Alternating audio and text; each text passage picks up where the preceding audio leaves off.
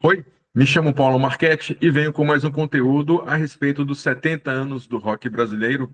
E nesse vídeo eu vou fazer uma viagem por todas as décadas, nesses 70 anos de história, para contar um pouco do que aconteceu em cada data redonda do rock. Vou falar de 1960, o que aconteceu em 1965, 10 anos de rock brasileiro, em 75, 20 anos de rock brasileiro, 85, 95 até 95, porque a partir de 95 já não tem tantos clássicos e tantos bons acontecimentos e acontecimentos de fato históricos. Não quero provocar ninguém da geração posterior, da geração 2000, mas essa é a realidade. Você que caiu aqui de forma aleatória, informo que este vídeo faz parte de uma playlist que eu tenho feito. Eu comecei, na verdade, em 2020 e retomei agora em 2025, e nela ela se chama O Rock Brasileiro e Suas Histórias. Tem diversos vídeos, eu estou cobrindo aqui todas as fases do rock, todas as cenas e gerações, lançamentos e um monte de detalhes da história, baseado também em uma das fontes de pesquisa é meu livro, O Calendário do Rock Brasileiro. Depois eu vou falar um pouquinho mais dele.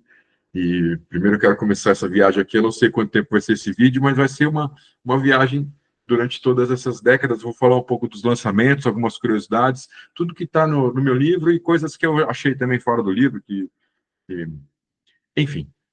Eu vou começar então. Então é só fuçar a playlist ali, tem muito tema. Alguns tem vídeos sobre Cazuza e Renato Russo, Júlio Barroso, sobre os anos 70, a mistura de MPB com rock. Tem um monte de coisa lá. Só dá uma fuçada na playlist, fique à vontade. E eu até agradeço se você gostar desse conteúdo. Agradeço por dividi-lo com outras pessoas. Primeiramente, eu vou para 65, então, mas antes de começar com os discos e tal, eu quero dizer que alguns dos artistas, um dos primeiros nomes da pré-Jovem Guarda, tiveram alguns artistas que lançaram discos em 65. Estou com a minha colinha aqui, então não estranho você ficar olhando direto aqui, que é o meu celular que está aqui ao lado, com tudo. Esse aí é o Albert Pavão. O Albert Pavão lançou o disco, ou compacto, em 65. Ele que as primeiras gravações dele datam dos anos do início da década de 60. Ele gravou, por exemplo, o 20º Andar, que é uma versão de um,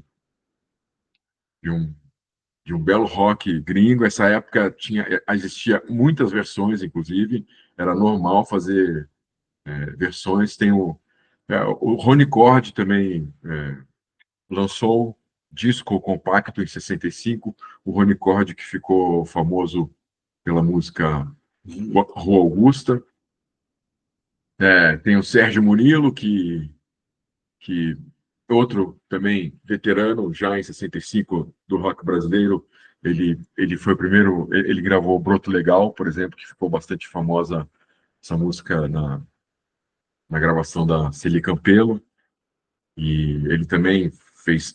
Todos esses artistas que eu estou mostrando, esses cantores da primeira geração do rock, logo do início dos anos 60, eles tinham o Rossini Pinto. Esse é um dos discos, inclusive de 65. Eu não sei se foi exatamente esse, porque o Rossini ele ficou até mais famoso, não só como artista, mas também como compositor, versionista. O Fred Jorge, o Baby Santiago, o Getúlio Cortes, todos eles ficaram muito mais famosos como compositores, versionistas, do que como artistas. E o Rossini Pinto também faz parte dessa geração inicial dos anos 60. Então, eles já estavam, 65, já a Pitomania e a Jovem Guarda já estavam na ativa.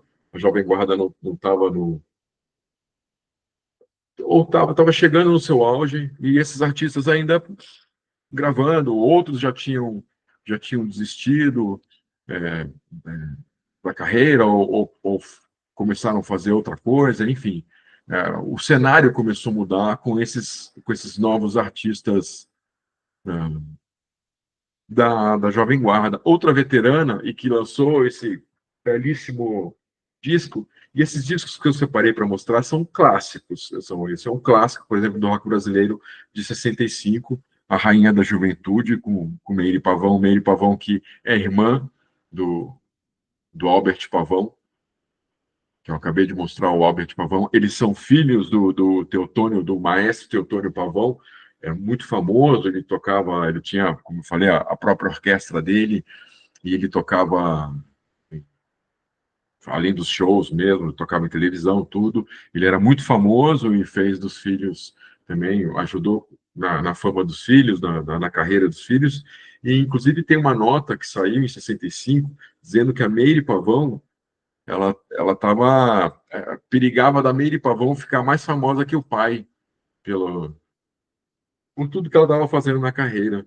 Esse é outro grande clássico dos anos 60, de 65, Viva a Juventude, é o terceiro disco do Renato e seus Blue Caps, e nele, por exemplo, tem Negro Gato, o grande clássico do rock brasileiro, é desse disco.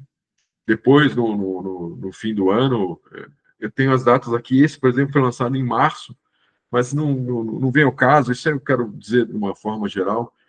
Foi lançado o compacto Viva a Juventude volume 2, com algumas músicas desse disco e outras.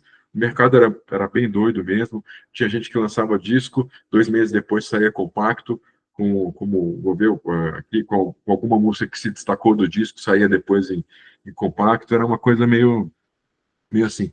E Viva a Juventude, o Renato e seus Blue Caps, como você viu, é, acompanhou o Rossini Pinto não só naquele disco, mas acho que o Rossini acho que tem pelo menos 3 discos com o Renato e seus Blue Caps e outros grupos e outros artistas que esses grupos todos, na verdade, eles acompanhavam.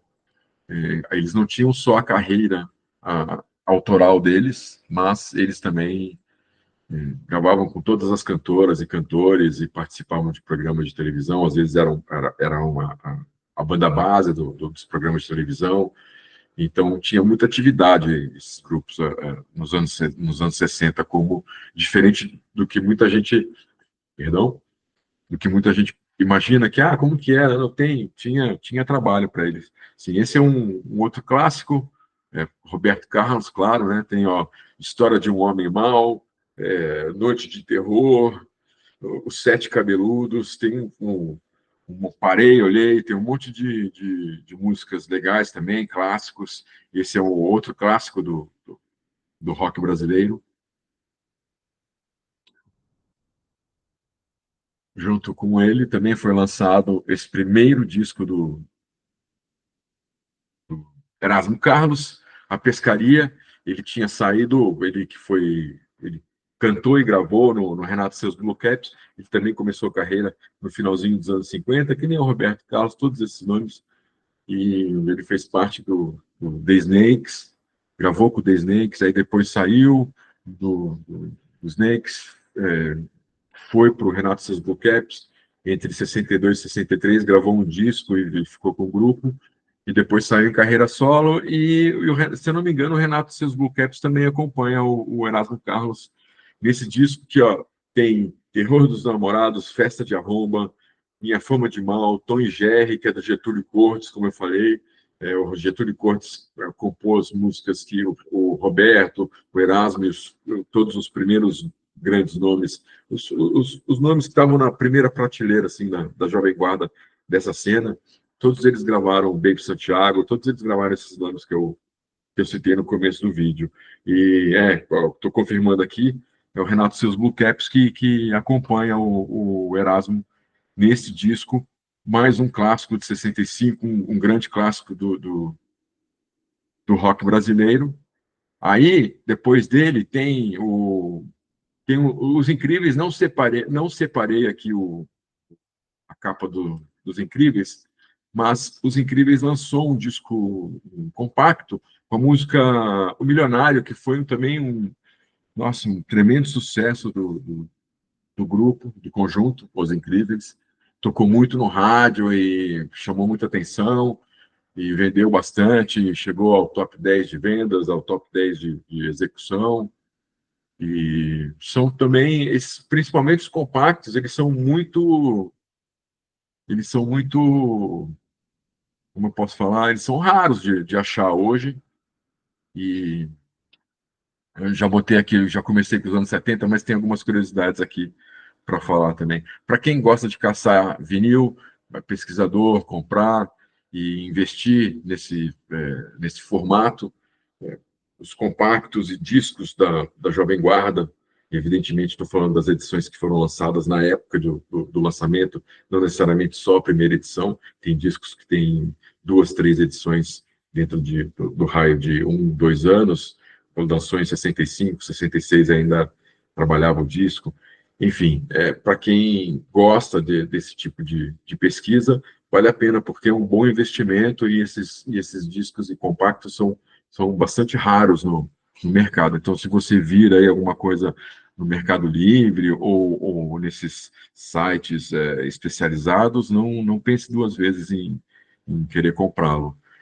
Outra curiosidade, de 65 ainda, teve a estreia do Six Seated Rockers, que foi o grupo que finalmente juntou a Rita Lee com o Sérgio Dias e o Arnaldo Batista. Era um grupo que tinha muitos integrantes, entre eles os três, que é uma junção do Teenage Singers, que a Rita Lee participava desse grupo vocal, e do Wound Faces, que é onde tinha o Sérgio e o Arnaldo. Eles se juntaram e formaram o Six Dead Rockers, que estreou num festival de jazz e, como que chama? Um festival de jazz e blues. Ainda nessa época tinha muita... O rock já participava, tinha, por exemplo, como eu posso falar, eventos de jazz que tinham grupos de rock, mas não tinha esse nome ainda rock, ainda estava... O rock ainda estava meio que caminhando, ainda procurando aceitação em alguns lugares, e então teve essa estreia deste grupo, que finalmente juntou os três, que depois formaram o Mutantes. E em 65 também teve a estreia, isso foi em agosto, teve a estreia do programa Jovem Guarda, que tinha como apresentadores o Roberto Carlos, Erasmo Carlos, Vanderleia, isso todo mundo sabe, é história para dar com pau. E o programa durou mais ou menos 3 anos, até 68. No comecinho de 68, o Roberto saiu da apresentação, ficou o Erasmo e a Vanderleia, e foi até, acho que, junho, julho, agosto de 68, mais ou menos, o programa. Conta de agenda e tudo, e também o mundo se transformou, imagina, 68, começou uma transformação que durou até o início dos anos 70. Um monte de coisa aconteceu de comportamento e cultura a partir de 68 no mundo. E para finalizar, os anos 60 também foi lançado um grande clássico, um compacto, da dupla Leno e Lilian, que foi Pobre Menina e Devolva-me. Pobre Menina é o grande carro-chefe, é o grande sucesso da dupla, que fez também sucesso com outros lançamentos, outros discos. Eles depois se separaram, junto no comecinho, na primeira metade dos anos 70, voltaram a se reunir, lançaram acho que mais 2 discos e tal. Eles são amigos de infância, nunca tiveram nada de caso amoroso, não eram casados, não eram namorados, nada. Eles eram amigos realmente de pequenos, assim, acho que dos 10 anos de idade, sabe, ou até antes. Eles sempre brincavam juntos e tal, com outros amigos, e cresceram juntos. E esse foi um outro grande sucesso, só clássicos. Só separei clássicos dessas décadas todas, e o legal desse vídeo é reparar essa visão geral que eu dou em todas essas décadas, e o pulo, o que estava acontecendo em 65 e o que estava acontecendo em 95, comparar essas décadas. Isso é interessante. até no número de lançamentos. É claro que nos anos 60 tinha um monte de lançamento, diminuiu um pouco nos anos 70, aí nos anos 80, vixe, nossa, muito lançamento. Foi acho que a década que o rock teve mais lançamentos de disco, compacto também, mas chegou uma hora, não sei se em 84, 85, o compacto parou de ser vendido, comercializado no Brasil, mas foi a década que teve muito mais vendagem, sem dúvida nenhuma, muito mais produção e teve muito mais movimentação nesse universo do rock, sem dúvida foi a década de 80. Então, começando a 75 já, ok, falei de 65, pulei para 75, que já é outra história. 65, aquela inocência do rock começando, e o Beatles ainda naquela fase yeah, yeah, yeah, I love you, andar de mão dada, tudo, que era o espelho também do que acontecia com a Jovem Guarda. Aí em 75 já mudou tudo, como falei, veio toda essa revolução cultural e comportamental, 68, 69, 70, LSD, psicodelia, rock progressivo, mudou tudo, as roupas, cabelos longos, maquiagem, tudo mudou, veio o Woodstock, ixi, aí a mudança foi geral, sim, radical. Então, em 75 já era outro contexto, a gente estava no meio, no caso do Brasil, no meio de uma ditadura militar, mesmo assim havia expressão artística, havia festivais, havia shows e lançamentos, tudo, mas a gente estava nessa. Já era o rock não era tão comercial como foi nessa fase de Jovem Guarda, ele estava um pouco à margem até da mídia, mas as coisas aconteceram, como, por exemplo, foi em janeiro de 75 que aconteceu a primeira edição do Hollywood Rock, que teve de cabeça não vou lembrar, ainda bem que eu estou com a cola aqui. Peso, Vimana, Mutantes, O Terço, Celi Campelo, Erasmo Carlos, Raul Seixas e outros. Esse show aconteceu no estádio do Botafogo, no Rio, e depois saiu em cinema no ano seguinte um filme chamado Ritmo Alucinante, se eu não me engano tem no YouTube, é só procurar, que são, na verdade, não é um filme, são as apresentações, os melhores momentos, a apresentação de todos esses artistas. Também teve o primeiro festival de Águas Claras, em Acanga, tem um excelente documentário sobre o Festival de Águas Claras na Netflix, chama Iacanga. Puxa vida, eu não sei, mas é só pesquisar, é fácil, vale muito a pena assistir esse documentário, porque ele é muito legal. Então, aconteceu o Hollywood Rock em 75, aconteceu o primeiro Hollywood Rock, primeiro festival de Águas Claras, que depois teve mais pelo menos 3 edições, se não me engano, 2 ou 3 edições, uma edição nos anos 70 e mais 2 nos anos 80, se eu não me engano, é isso. Também teve o festival Banana Progressiva, que aconteceu dia 29, 30, 31 de maio, e 1º de junho aconteceu em São Paulo, com Vima, Naveludo, A Bolha e a Barca do Sol. Pode ser que tenham outros artistas na minha colinha, eu coloquei só esses grupos. Também em 75 aconteceu a estreia do Bicho da Seda. Bicho da Seda, que pode dizer que é consequência do Liverpool, que era um grupo gaúcho dos anos 60, que lançou um excelente disco, inclusive, Por Favor, Sucesso, se eu não me engano. É só procurar o conjunto Liverpool, muito bom, vale muito a pena esse disco. Ele não foi lançado em 65, o Liverpool, se eu não me engano, lançou o disco dele em 69, e depois alguns integrantes do Liverpool fundaram o Bicho da Seda, e essa estreia do Bicho da Seda aconteceu no Teatro Arena, em Porto Alegre, terra natal deles. E o Bicho da Seda tem um único disco também, não foi lançado, não lembro se foi, acho que em 76 foi lançado. E então tem esse fato histórico também, principalmente para o rock gaúcho. E eu vou voltar aqui torcendo para que eu encontre a capa que eu tanto quero, porque é a numeração aqui que eu ponho, mas eu achei aqui, fiz a minha cola. Voltando para os anos 70, então, ó, Tem Mutantes, que vendeu. Esse disco foi lançado em 74. Eu coloquei esse disco aqui, tudo foi feito pelo Sol, porque ele vendeu. Ele foi o disco de maior sucesso em termos de vendagem na carreira do Mutantes. Nessa época, o Mutantes já não tinha o artigo Os, era só Mutantes. E o Tudo Foi Feito pelo Sol, em 75, atingiu 25 mil cópias vendidas. E foi um grande feito para o grupo.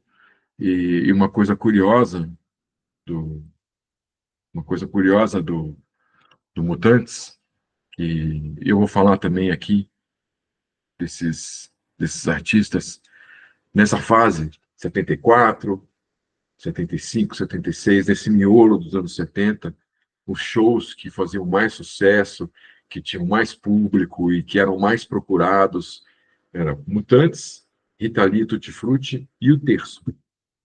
Então, o Mutantes comemorou essas 25 mil cópias Tudo Foi Feito pelo Sol. O Som Nosso de Cada Dia lançou o segundo disco, esse disco, o Som Nosso, que é muito bom, eu gosto. Ele tem dois lados, eles são bem distintos. O primeiro lado é progressivo, assim, uma coisa que eu não gosto, eu que sou um punk velho, não sou muito chegado a rock progressivo. É bom, bem tocado, bem executado, essa coisa toda, mas... E o lado dois é soul, soul music, que é maravilhoso. Tem uma música que chama Vida de Artista, que é sensacional. Esse, esse lado B desse disco Som Nosso é maravilhoso. Tem montanhas, tinta preta fosca, o Som Nosso de Cada Dia. Mas mesmo para quem gosta de progressivo, vai adorar o lado A. Eu estou fazendo uma crítica que eu não gosto, é um gosto particular meu, mas como eu falei, é um lado A muito bom para quem gosta de rock progressivo. E seguindo, como eu falei, também teve lançamento desse grande clássico em 75, Rita Lee Tutti Frutti, com Fruto Proibido. Nesse mesmo ano, olha, você vai vendo o tanto de clássicos que foram lançados em 75, ó. Na sequência, Criaturas da Noite do Terço, como eu falei, os três grupos de maior sucesso de show e vendagem e procura e de turnê, essas coisas todas, o Terço, Rita Lee e Mutantes, tá aí os grandes clássicos. Esse é o terceiro disco do Mutantes, que tem Rei Amigo, Queimada, Pano de Fundo, é maravilhoso. Tanto Criaturas da Noite quanto Casa Encantada, que é o disco seguinte, acho que de 76, são os dois discos, meus discos preferidos do Mutantes, do Mutantes, ó, do Terço, e tem essa curiosidade, como eu estava falando, em setembro, esses discos eles foram lançados entre abril, é, junho, agosto, por aí, e em setembro rolou um show, Rita Lee Tutti Frutti com o Terço, fizeram um único show no ginásio Gigantinho, em Porto Alegre, e teve 15 mil pessoas, que era a lotação total do ginásio, e mais sei lá quantas outras mil pessoas ficaram de fora. E esses grupos realmente eles faziam show não só em estádio municipal, quando eles se juntavam, como em estádio, em ginásio municipal, como também em ginásio escolar e teatros maiores, tudo, porque eram shows realmente muito procurados. E tem uma outra curiosidade dessa década, foi quando o João Ricardo, com esse disco, que é o primeiro disco solo do João Ricardo, depois daquela história toda dos Secos e Molhados, da saída do Ney Matogrosso e a saída do Gerson Conrad, ele lançou este disco que foi o contrato mais caro assim do ano, assim, pagaram uma fortuna para o João Ricardo para ele assinar, se não me engano, com a Philips e lançar esse disco. Não sei se era só para esse disco, mas o contrato ele era bastante. É, tinha, assim, era muita grana envolvida. E a curiosidade desse disco aí, quem participa tocando guitarra é o Roberto de Carvalho, Roberto de Carvalho, que depois se casou e fez dupla com a Rita Lee, maravilhoso Roberto de Carvalho, que hitmaker, junto com a Rita Lee. Outro disco também lançado em 75, do Gerson Conrad, os dois ex-Secos e Molhados. O Ney Matogrosso também lançou um disco em 75, eu só não mostro aqui, porque o disco do Ney Matogrosso, opa, desculpa, coisa que é trava-língua. Ele vai mais para outro lado, já não é tão rock como esses dois discos como são esses dois discos do João Ricardo e do Gerson Conrad. O Gerson Conrad, inclusive, ele chamou a Zezé Mota para participar com ele. E a curiosidade desses discos, eu não sei em que vídeo eu falei disso, é que você escuta os dois discos, você fecha o olho e você vê os Secos e Molhados. Você vê que são composições que tanto o João Ricardo no disco dele quanto o Gerson Conrad no disco dele são composições que eles fizeram pensando em Secos e Molhados, pensando nem Mato Grosso, porque você percebe a Zezé Mota ela tem quase que o timbre é, igual, muito próximo do timbre do Ney Mato Grosso. Então você percebe, e é engraçado isso, os dois membros, os dois integrantes, ex-integrantes do Secos e Molhados, com esse repertório muito, muito enraizado no que foi os dois discos que eles gravaram com Secos e Molhados, e o Ney Matogrosso, que era o motivo de tudo isso, que deu a cara dos Secos, que deu a direção sonora, que foi o norte do Secos e Molhados. O Ney Matogrosso lançou um disco completamente diferente do que foi o disco do Gerson Conrad e do João Ricardo. O João Ricardo, apesar do disco solo dele, ele continuou com Secos e Molhados. Secos e Molhados lançou outros discos nos anos 70, cada disco era uma formação. Acho que o Secos e Molhados quase que virou um coletivo, não era esse propósito, mas de tanta mudança, o Vander Tafo, muita gente conhecida tocou os Secos e Molhados, passou pelos Secos e Molhados, seja gravando disco, seja fazendo shows específicos ou uma turnê, mas passou pelos Secos e Molhados. É só pesquisar, você vai encontrar outros tantos discos do grupo com formações completamente diferentes. Então, essa foi os principais lançamentos, os grandes clássicos de 75. Você já pode comparar um pouco o que aconteceu em 65, o que é 75, você vê a diferença que da água para o vinho. A mesma coisa vai acontecer agora, que eu vou entrar em 85, mas só para fechar 75, foi, foi em 75 também que o Júlio Barroso, veja bem, Júlio Barroso, que depois formou Gangue 90 e Absurdece, que deu o norte para o rock brasileiro dos anos 80. Foi em 75 que o Júlio Barroso lançou o número 1 da sua revista Música do Planeta Terra. Eu tenho até algumas capas aqui, procurei aqui nos meus arquivos, não achei, infelizmente, mas em algum vídeo ainda mostra essas capas, mas é só procurar, tem no Google, Júlio Barroso, revista Música do Planeta Terra, você vai achar. Então, ele já estava na atividade nessa época. Ele trabalhava com o Nelson Mota também. O Nelson Mota ele tinha uma coluna no jornal O Globo, que era uma coluna musical, coluna que falava muito de rock, não só de rock, falava da MPB, falava do rock estrangeiro, também falava de tudo, mas que era uma coluna muito importante para a cena do rock brasileiro dos anos 70, essa coluna do Nelson Mota.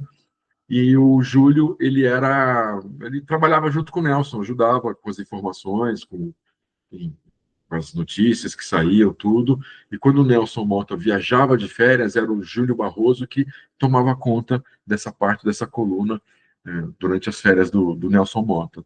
E o Nelson Mota, inclusive, ele divulgou a revista Música do Planeta Terra na coluna dele e tal. Então tem essa curiosidade aí para quem pensa que o Júlio Barroso apareceu de repente do nada em 81, 82 com a Grande 90, não. A história dele já vem. E essa época ele era cabeludo, meio ripão, já usava aqueles óculos fundo de garrafa e tal.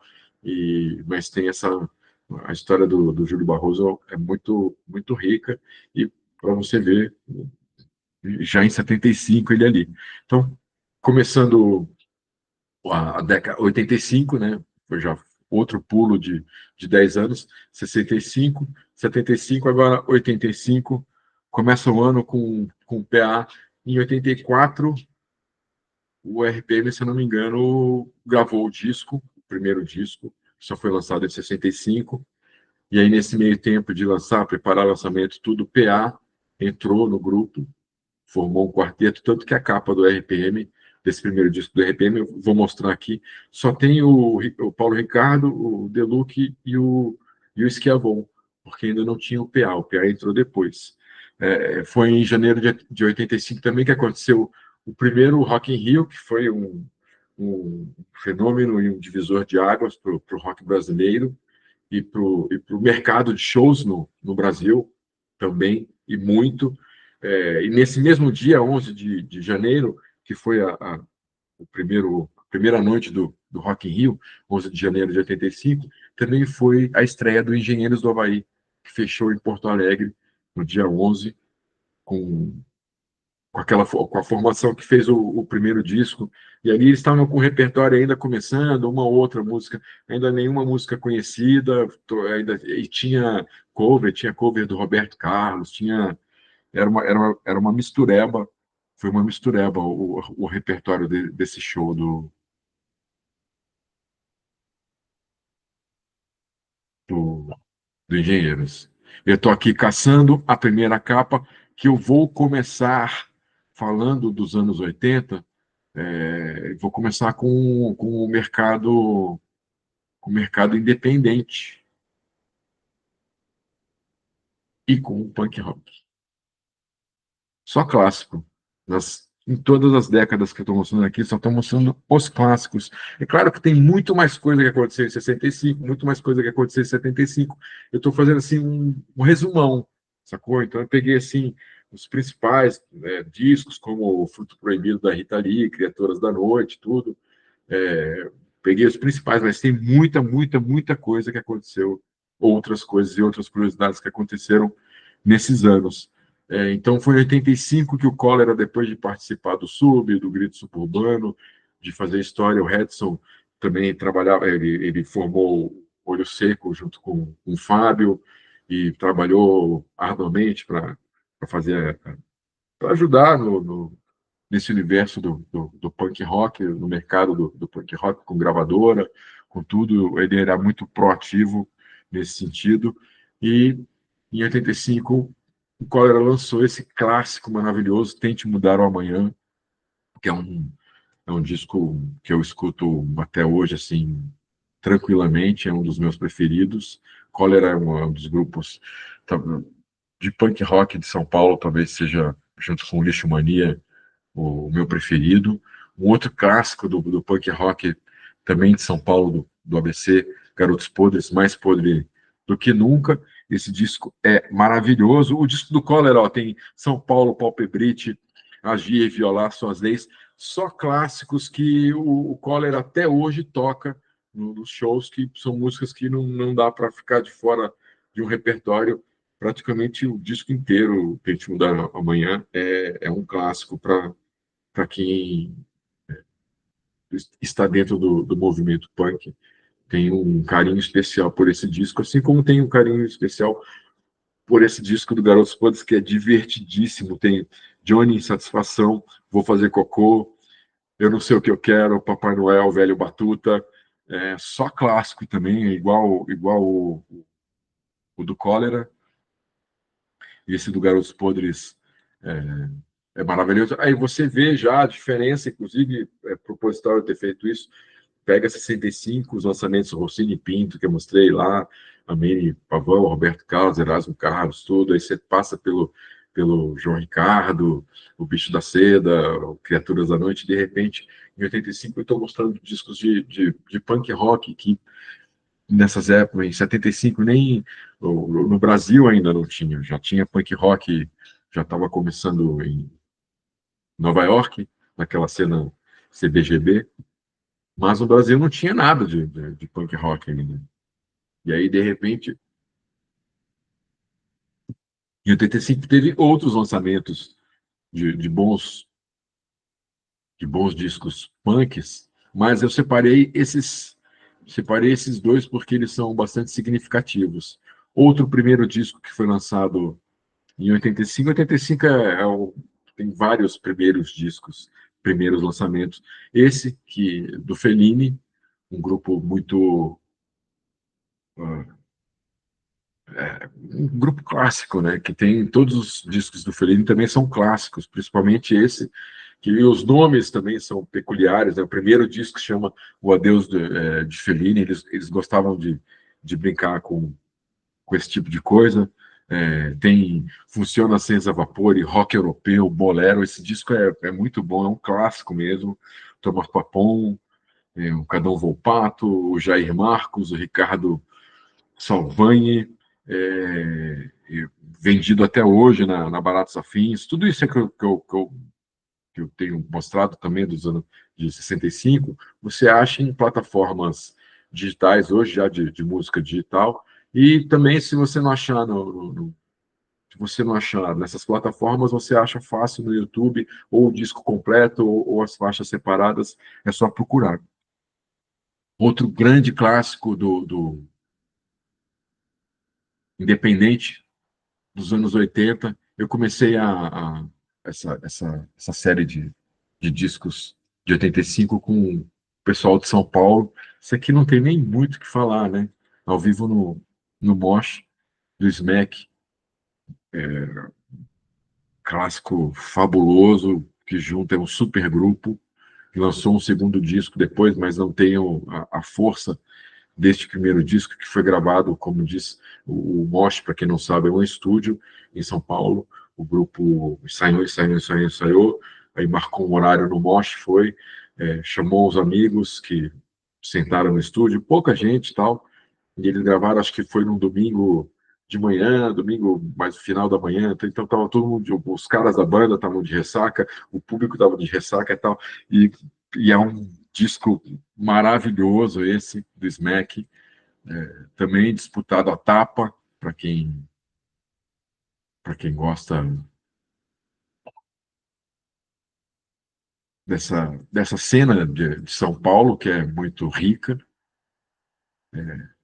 E aí, continuando em São Paulo, teve esse lançamento do Titãs. Tem gente que não gosta desse disco, não sei porquê, mas eu gosto. Ele é produzido pelo Lulu Santos. Não vou, tem Massacre, Não Vou Me Adaptar, Dona Nenê, Autonomia, Pavimentação. Só tem clássico. Ele chegou a vender 50 mil durante todo, diria, ele foi lançado em 85 até 86, ele chegou a vender 50 mil cópias, que é uma boa vendagem, aí já é uma tentativa do Titãs de mudar a sonoridade que veio para sonoridade do primeiro disco, né, que é uma coisa muito, eu que gosto de vanguarda paulista, eu vejo muita influência da vanguarda paulista no som do Titãs, principalmente no primeiro disco, que é que é muito calcado nisso. Eles todos tinham essa influência, né, Titãs, né, do que acontecia em São Paulo, de toda essa cena. E esse aqui é o disco que eu falei do RPM, que o RPM aconteceu várias coisas com o RPM em 85. Entrou o PA, como eu falei, no início do ano. Eles, antes de lançar esse disco, o RPM fez um show no Morro da Urca, num dia de uma chuva torrencial, que só tinha ali, sei lá, 80, 100 pessoas, tinha pouca gente, só que o Ney Mato Grosso estava lá. Ele assistiu o show, gostou e indicou o RPM para o Manuel Poladian, que procurava artistas novos, com potencial e tudo. Nem Mato Grosso assistiu o show e viu tudo isso no RPM. E aí, inclusive, no segundo semestre de 85, aí sim o RPM estreou a turnê Rádio Pirata com direção nem Mato Grosso, e aí lançou o disco, Rádio Pirata e tal, e aí é a história. E foi por causa desse show, por causa da direção do Ney Matogrosso, que os grupos, inclusive, pararam de tocar em danceterias, que era muito ruim tocar em danceteria, e passaram a tocar em teatro e passaram a se preocupar melhor com aparelhagem melhor, com estrutura melhor de show, palco, PA, luz, tudo. Foi tudo por causa dessa desse show no Morro da Urca, que o Ney Matogrosso estava lá, e aí tem o Manuel Poladian, por causa desses três aí, esses três núcleos, né? Poladian, RPM e Ney Matogrosso, a história do show business do rock mudou. Porque mesmo com o Rock in Rio, com a força que ele teve, que mostrou o Paralamas, o Kid Abelha, o Barão Vermelho, toda essa geração que já estava trabalhando firme. Mesmo assim, terminou o Rock in Rio, esses grupos continuaram tocando em danceterias que não tinham um bom equipamento de som, era uma mistura de pista de dança com bar, com show. O show não era a atração principal, aquelas coisas. Então, mesmo com Rock in Rio, esse costume continuou e só foi mudar mesmo com essa turnê, com esse show do RPM. Esse disco foi também outro grande clássico, como eu falei para você que está aqui nesse vídeo comigo, que eu só ia mostrar os melhores momentos mesmo de cada ano. O Traje a Rigor, esse disco, não tenho nem muito o que falar, ele tocou inteiro no rádio, ele foi lançado em pouco tempo, foi o primeiro disco de ouro de um grupo de São Paulo, foi esse do Traje a Rigor, nós vamos invadir sua praia. Ele ganhou o disco de ouro em julho, em, em agosto ganhou, não, desculpa, em julho foi lançado, em agosto ganhou o disco de ouro, e em dezembro ganhou o disco de platina, que são 250 mil cópias vendidas. Então, o Traje a Rigor foi o primeiro grupo de São Paulo, grupo de rock de São Paulo, a ganhar todos esses discos de alta vendagem, de marca, né? Disco de ouro, disco de platina. Não chegou a disco de diamante, mas tem tem esses recordes que estão na história do Ultraje e desse disco maravilhoso que tocou de cabo a rabo. O Ultraje, ele, quando lançou esse disco, tem esse fenômeno também, que quando ele lançou Nós Invadir Sua Praia, ele já vinha de dois compactos que tocaram Inútil, tocou muito, Mim Quer Tocar, o Ultraje já tinha público, principalmente em São Paulo, e quem gostava quem vivia no eixo Rio-São Paulo gostava de rock, escutava a Fluminense, comprava Rô, comprava Bis, comprava Som 3 e tal, já conhecia o Traje a Rigor. Então, os shows, quando esse disco saiu, uma parte do público já conhecia esse repertório, não todas, mas já conhecia essas músicas todas e a boa parte desse repertório desse disco. E os shows eram, pô, divertidíssimos. Uma outra banda que lançou também o primeiro disco, que na época podia se dizer que era uma banda irmã do Ultraje, hoje não, não cola uma com a outra, que é o Escandurra, que formou o Ira, junto com o Nazi. Ele fez parte do Traje a Rigor, e ele saiu exatamente do Traje a Rigor porque o Ira começou a ter mais show, começou a ter mais agenda, mais compromissos e tal, então ele teve que sair do Ira. Aí o Carlinhos entrou, participou desse primeiro disco, e o Carlinhos saiu, acho que na gravação do segundo disco, para a entrada do Serginho Serra, mas isso é outra história. Esse é outro grande clássico, mudança de comportamento do Ira, um descasso. Os discos do Ira eu gosto muito, apesar do Ira eu considerar não, quem conhece o Jam sabe muito bem que o Ira é uma cópia do Jam. Isso estou falando, não quero depreciar a banda, não estou falando mal do Ira, né? Nem nada disso. Mas se não existisse o The Jam, o Ira ia ser outro grupo, ia ter outra sonoridade, ia ter outra história completamente diferente do que foi a história do Ira, principalmente nos anos 80. Esse disco aí, ele é Ele pinga The Jam, pinga, mas ele é muito bom, ele só tem clássicos. Eu escutava o tempo inteiro esse disco, eu conheço até o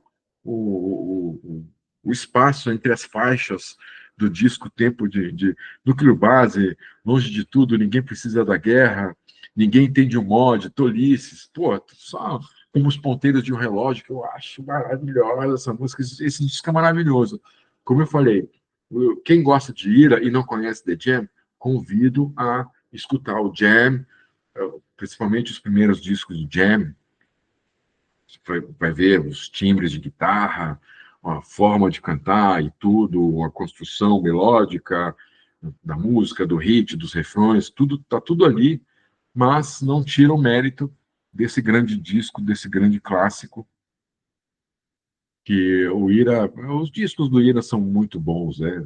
Aí depois veio Vivendo e Não Aprendendo, o incrível Psicoacústica.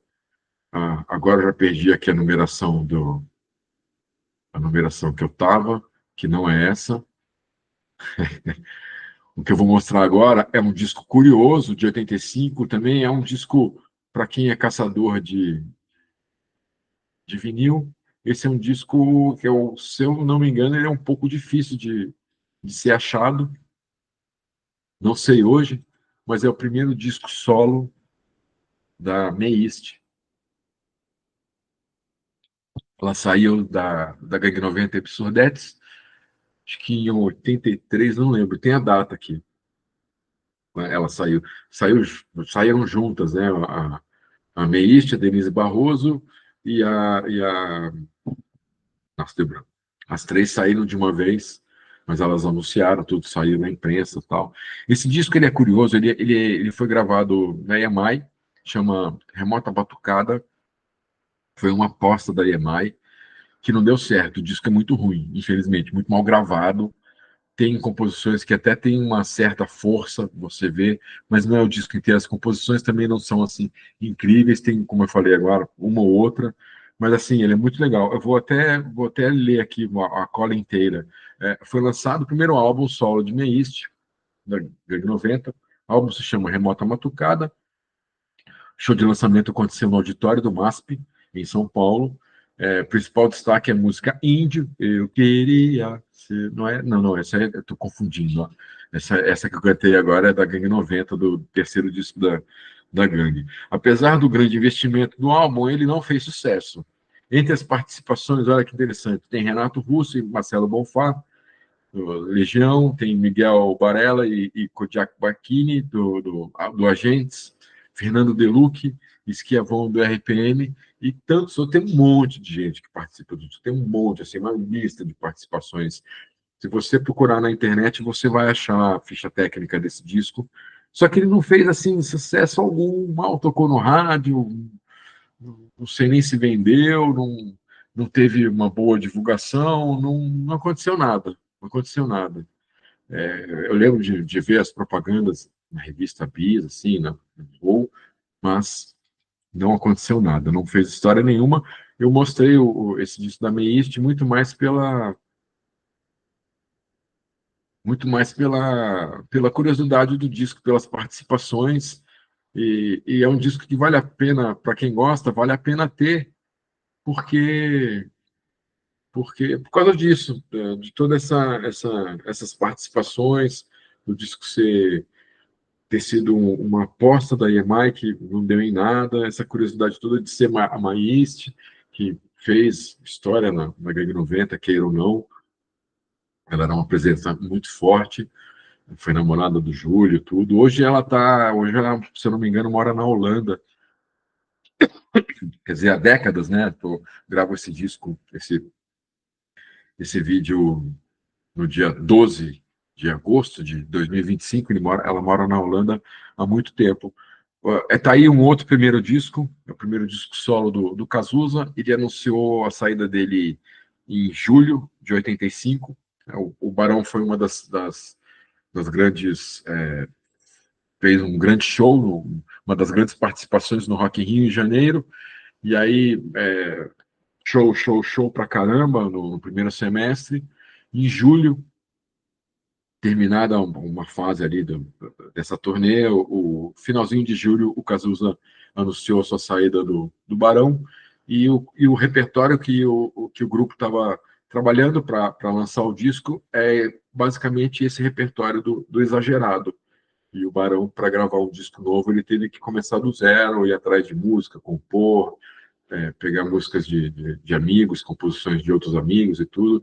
O Barão só foi lançar o primeiro disco sem o Cazuza em 86. E como o Cazuza já estava com esse repertório pronto, meio preparado já estava tudo já na agulha, foi mais fácil para ele entrar em estúdio e gravar. Então ele saiu do Barão em julho e mais ou menos, sei lá, em setembro, outubro, não lembro a data, novembro, tá aqui, ó, novembro, ele lançou o Exagerado, que tem Mal Nenhum, tem codinome Beija-Flor, Exagerado, tem um monte de. Esse disco é muito bom. Eu não acho ele o melhor do Cazuza, eu gosto muito, como eu sempre digo, eu gosto muito do Só Se For a Dois, mas todos os discos do Cazuza têm suas composições de grande sucesso, como por exemplo, eu falei agora de Codinome Beija-Flor, próprio Exagerado. É, outra coisa que. Outras curiosidades que aconteceram em 85, a Legião, não peguei a capa do disco, mas Legião fez o show de lançamento do primeiro disco em abril. No começo de abril, fez o lançamento, o show de lançamento no Rio. No finalzinho, acho que dia 27, 28 de abril, fez em São Paulo. Muita gente, já vi muita gente divulgar que o primeiro disco da Legião saiu em janeiro de 85, não saiu em janeiro de 85. Janeiro de 85, todos os olhos, todas as gravadoras, todos os artistas estavam com os olhos voltados para o Rock in Rio. Não tinha como lançar um grupo, uma música, nada novo, a não ser que fosse de alguém que fosse tocar no Rock in Rio. Todo o marketing de todas as gravadoras brasileiras estavam voltadas para o Rock in Rio, então não teve como. Começou a tocar Será. Aí sim, em janeiro, se não me engano, dezembro até de 84, janeiro, fevereiro, começou a tocar Será, mas só em abril que o disco foi lançado e que começou a sair as reportagens a respeito desse lançamento, desse primeiro disco da Legião. Outro grupo que lançou um disco muito importante também, principalmente para esse miolo, 85, 86, foi o disco Olhar, do Metrô, primeiro disco do Metrô também com a Virginia no vocal, todos aqueles sucessos, Johnny Love, Tudo Pode Mudar, Beat Acelerado, tudo nesse disco. Ele também foi um disco que tocou, que nem o do Ultraje e todos os outros, os discos tocavam de cabo a rabo. Existia a faixa de trabalho que o marketing das gravadoras determinavam e trabalhavam, essa primeira música de trabalho, essa aqui é a segunda música de trabalho, e se tiver força o disco, a gente põe essa terceira música de trabalho. Então, só que esses discos e o momento no Brasil o rock era tão forte que estourava isso, não tinha música, tinha, claro, uma sequência, mas depois dessa sequência, da terceira música de trabalho, as rádios começavam a tocar o que o público pedia, e o público pedia todas as músicas, então era normal, todos esses discos que eu estou mostrando, dessa década, deste ano, 1985, normal desses discos todos, todas as faixas tocarem no rádio. Uma outra curiosidade, um outro lançamento que eu não trouxe a cabo aqui também, que é muito curioso, o Raul Seixas lançou um disco chamado Let Me Sing My Rock and Roll, que foi o primeiro disco lançado por um fã-clube, um disco independente do Raul, que foi organizado, esse repertório de gravações raras, é uma coletânea de coisas que o Raul já tinha lançado, ou que estavam esquecidas, ou que ele tinha gravado, mas não tinha lançado, tal. É um apanhado geral, cover e tal, e um monte de coisa. É um apanhado geral que o Silvio Passos, o fã número um do Raul e amigo do Raul, foi ele que organizou esse disco, foi ele que organizou esse lançamento, que é histórico, que, se eu não me engano, não é só o primeiro disco lançado por um fã-clube, mas acho que é o único. é a força do Raul. Essa época ele estava embaixo, ele estava mal, ele estava envolvido ainda com. Sempre teve envolvido muito forte, um envolvimento muito pesado com o álcool, né? Então, essa fase ele não estava muito bem, não. E o Silvio organizou esse lançamento para dar uma força para o Raul. Depois ele voltou, lançou mais uns discos, lançou um disco com o Marcelo Nova, tudo. É, um, Isso aqui não é o lançamento de um disco, mas foi em 85 que o Viper estreou num show no Teatro Lira Paulistana, em São Paulo, com a formação que lançou o primeiro disco, o Soldiers of Sunrise. Foi também em 85, que já pula até aqui, ó, que foi lançado, a Cogumelo lançou, foi a Cogumelo que lançou o Split, de um lado Sepultura, Bestial Devastation, e do lado B, e do outro lado, não tem lado A, lado B, né? E do outro lado, o Overdose com o Século XX, que esse é um clássico do metal brasileiro, sujo, podre, que nem as primeiras gravações da cena punk paulistana, também suja, podre e ótimo. Todos eles são ótimos, esses discos. E para encerrar essa década, tem uma outra curiosidade que aconteceu com o Titãs, não com o Titãs, mas com o Tony Bellotto e com o Arnaldo Antunes. Eles foram pegos pela polícia portando heroína. Foi a primeira e única vez que artistas brasileiros foram pegos com heroína. Eles compraram juntos, como experiência, eles não eram viciados em heroína, nunca foram. Essa foi uma única, como estou falando aqui, foi experiência única para eles. Só que eles dançaram. E, e o, e o Arnaldo Antunes ficou mais pesado para ele, porque eles compraram junto, aí ele separou, imagino eu, Tom, né? Ele separou a parte do Tony Bellotto e deu para o Tony. E aí essa coisa de entregar para o Tony uma parte, queriam configurá-lo como traficante. Não, você está traficando heroína para o Tony Bellotto. Tal. E ele ficou preso. Não lembro quanto tempo, mas ele ficou aí pelo menos umas 2 semanas, um mês, não lembro, ficou preso, teve uma mobilização muito grande dos artistas, da mídia, porque viam que não era nada, eles não eram, sabe, não eram tráfico, eles não faziam parte de um cartel, nada disso, foi coisa de moleque ali, querendo experimentar a oportunidade e tal. Nessa época os Titãs estavam muito ligados nessa coisa, eles estavam compondo, eles estavam numa fase de criação muito grande, e de toda essa confusão, foram 128 gramas e o Arnaldo ficou preso até dia 9 de dezembro.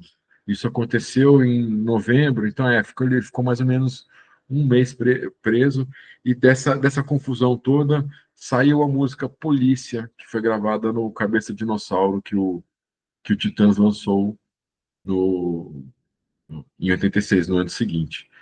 Iniciando a última década dessa viagem que é esse vídeo, 95, eu abro com Legião, falei em 85, para você, agora mudando a fichinha, de 85 para 95, é outro contexto também, é outra coisa. Em 95 a gente já tinha MTV, já tinha TV a cabo, não tinha internet, ainda não tinha celular nem nada, mas a TV a cabo mudou o nosso olhar, começou essa coisa de globalização, exatamente com a TV a cabo, que a gente tinha a produção do mundo inteiro, reality show, documentários, outros musicais, outros canais de clipe, não só a MTV bombando em 95, foi o ano do primeiro VMB, que mudou também o mercado de clipes, e foi quando essa geração MTV 95 se enraizou mesmo, se consolidou na década, e em 95 abre com Legião Urbana,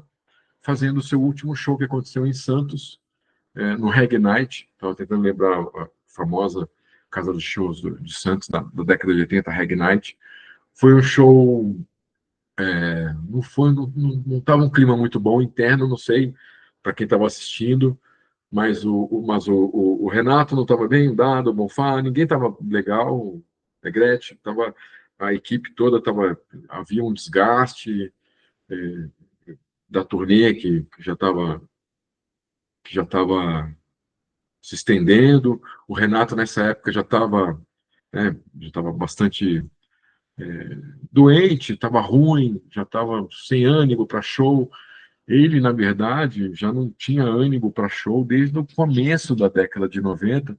Ele volta e meia, se eu achar as entrevistas com ele, ele volta e meia falava: ah, não, não quero, quero um dia parar de fazer show, só lançar, que nem Beatles, chega, eu não gosto dessa história de hotel, de sabe, aeroporto, e não tem roupa para lavar, que não sei o quê, roupa limpa, esse tipo de coisa, ficar almoçando em lugares diferentes e tal. Ele estava de saco cheio de tudo isso.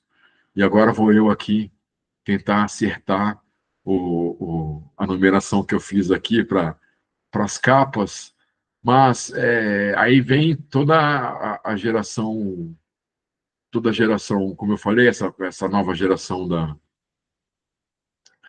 MTV. Esse já é um lançamento do Banguela, Mascavo Roots, primeiro disco do Mascavo, perdão, que eu gosto muito desse disco. A curiosidade dele, ele foi produzido pelo Miranda e pelo Nando Reis. O grupo veio para São Paulo, Mascavo Roots estava aqui, estava hospedado no hotel para entrar em estúdio, só que houve algum atraso no cronograma, não sei se no disco, na gravação do Mundo Livre, não lembro qual grupo que ainda atrasou a gravação, então o Mascavo ficou, acho que pelo menos um mês parado não, mas ficou um mês para entrar em estúdio, esperando o estúdio. Enquanto isso, eles descolaram um lugar para ensaiar, e eles passaram a ensaiar só o repertório do disco, todas as músicas que foram gravadas nesse disco. Então, quando eles entraram em estúdio, eles estavam assim, tinindo. Esse disco não é porque o grupo é de Brasília, mas eu tenho um carinho muito grande. É um disco que eu escuto até hoje, assim, tranquilamente, volta e meia eu puxo ele para ouvir, porque as músicas são realmente muito boas, um repertório muito bom. Esse aqui é o segundo lançamento do Raimundos, outro grupo de Brasília, também da Banguela, uma brincadeira com o porteiro do estúdio Bebop, que é da capa, né? É a primeira capa a capa do primeiro disco do Raimundos, toda rasgada, ela tá novo. Esse disco fez um baita de um sucesso. Não foi que nem o Mulher de Fases, né? Que fez o Mulher de Fases. É o último disco de estúdio com a formação original que explodiu, mas esse aí, o primeiro disco do Raimundo já tinha sido super bem aceito, tudo que o Raimundo se tornou o principal nome do Banguela, e logo foi para a Warner. Esse disco, se não me engano, já é lançamento da Warner, que tem Eu Quero Ver o Oco, A Só Eu Sei, O Pão da Minha Prima. Foi lançado no finalzinho de novembro de 95. E seguindo aqui os lançamentos desta década, tem outro grande nome. Desculpa, São Paulo está muito frio, mas está muito seco também. Patofu, também com o segundo disco, o Gold Game. Esses grupos, eles estavam em 95, nesse início ainda. Ou eles estavam no primeiro ou no segundo disco. No caso do Raimundos e do Patofu, era o segundo disco. Esse disco tem Mamãe Ama É o Meu Revólver, Sobre o Tempo, Qualquer Bobagem. Os clipes bombavam, tocavam o tempo inteiro na MTV. Esses grupos estavam o tempo inteiro também na MTV, participando de programas especiais e de gravações especiais. E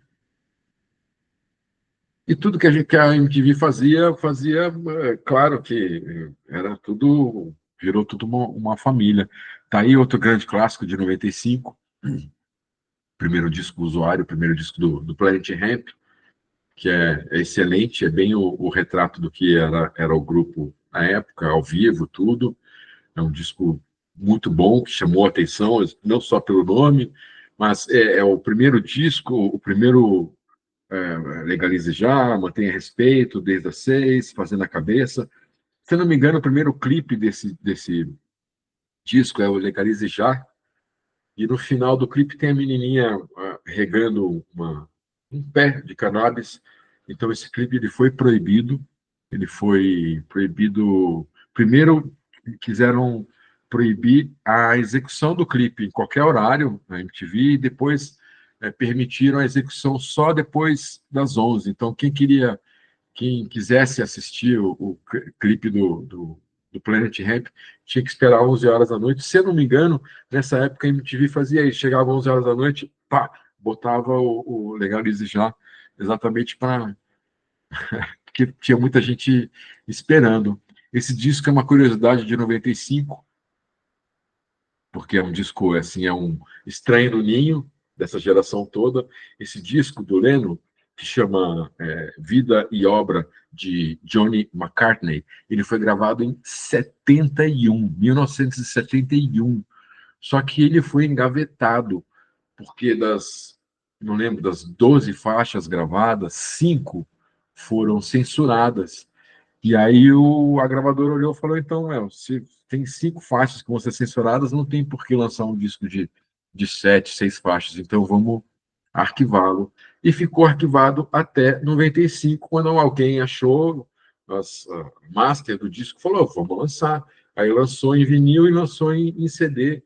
E esse disco, a curiosidade dele, porque a curiosidade dele é o envolvimento do Raul Seixas, que foi não foi só o produtor, ele também é parceiro do Leno em algumas composições, ele canta, faz back vocal, ele toca guitarra, baixo, você até escuta em alguns back vocals, você escuta o Raul, se você pegar esse vinil, se eu não me engano, ele tem um encarte também do CD, tem fotos da banda que acompanhou o Leno, e tem ali tá o Raul ali, ainda antes de ser o artista Raul, mas ele fazia parte da banda do Leno, então tem fotos do Raul antes de ser o grande Raul Seixas nesse disco.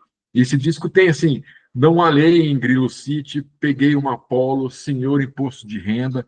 É um descasso esse, para quem gosta dessa mistura de rock com MPB, tem muito disso, né, nesse trabalho do Leno, e vale a pena. Tem um vídeo que eu fiz, não sei se já está publicado assim, que eu falo dos discos dos anos 70 que tem essa mistura com a MPB, é bem interessante. Para quem gosta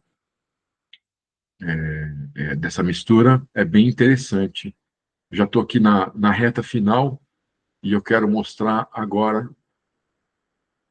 esse disco que foi lançado em 95. Titãs tinha feito uma pausa na carreira, que aí foram o Banguela lançou o Kleiderman, que era com o Branco Melo e o Sérgio Brito, o Nando Reis lançou o disco solo dele, e o Charles Gavan foi se dedicar ao Banguela e produziu discos do Banguela, o Mundo Livre S.A. e outras coisas e tal. E aí depois eles se reuniram novamente, voltaram à ativa, voltaram de férias, dessa férias prolongada, e lançaram Domingo, que não foi muito bem aceito, na verdade. Não foi um grande disco do Titãs, não é um grande trabalho do Titãs. Voltou meio xoxo, as pessoas falaram, eu lembro dos comentários que, não é um disco muito bom, tal, não é. Foi bem, ganhou, talvez tenha ganhado, não lembro, prêmio no Video Music Brasil, dos clipes, de alguma coisa e tal, mas não foi muito legal. Eu vou até ler aqui, ó, foi o nono disco, produzido pelo Jack Endino, tem Eu Não Aguento, Eu Não Vou Dizer Nada, que tem o Baroni, o Caroço da Cabeça, que tem o Herbert Viana, o brasileiro, com o Igor Cavaleira, o Andréas, e a faixa título. Ele foi lançado em outubro, e apesar disso tudo, tal, os clipes foram bem, tocou em rádio e tal, mas não era mais aquele Titãs que ainda mais de uma volta, de umas férias, né? As pessoas pensavam que iam escutar uma coisa completamente diferente, e não foi isso que aconteceu. Eu falei da censura que o clipe do Planet Hemp sofreu em 95, né, o Legalize Já, na MTV. Teve outro caso de censura em 95. A censura terminou em 88, oficialmente, em meados de 88, mas desde então a gente sempre tem problemas com a censura. Ela está viva, na verdade, ainda. Ela, em 88, 89, houve censura na Rádio USP, que proibiu discos do Chico Buarque, do Caetano, do Lobão, do Paralamas, músicas e um monte de coisa.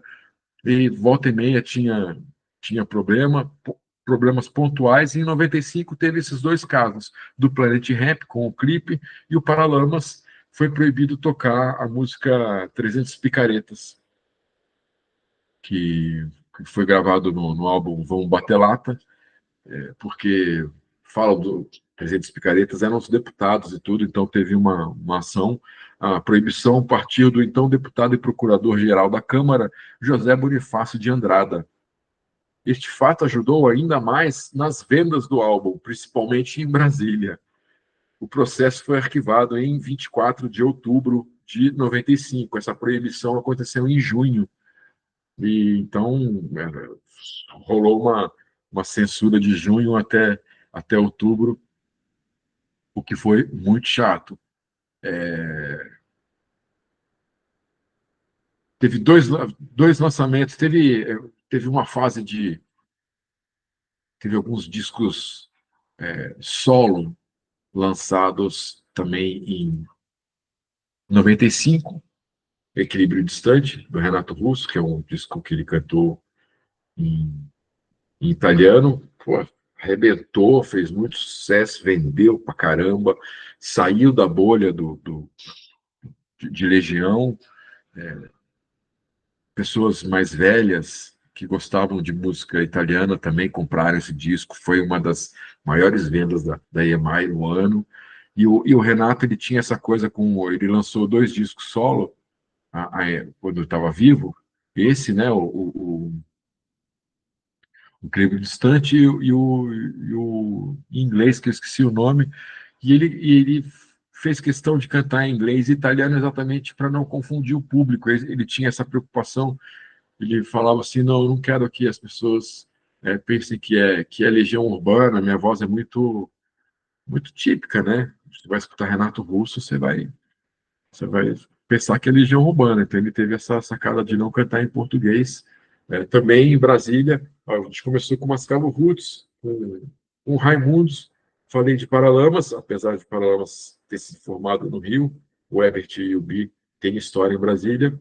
E aí tem o disco solo do Renato Russo e esse disco solo do Dinho Preto, Dinho Ouro Preto, que tem, inclusive, Marcianos Invadem a Terra, que é uma composição do Renato. O Dinho foi até a casa do Renato pedir para gravar essa música. Essa música era genial. Legião nunca tinha gravado, era conhecida pela turma, pelo pessoal, pelos amigos em Brasília. Essa música era bastante conhecida e cantada por nós, inclusive, e tal.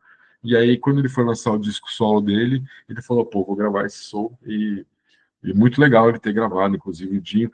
Esse disco ele foi gravado pelo Suba, o Suba que já nos deixou, o saudoso Suba, que ele era iugoslavo, mas morava aqui no Brasil, produziu vários discos. Ele trouxe essa coisa nova de elementos eletrônicos para o rock.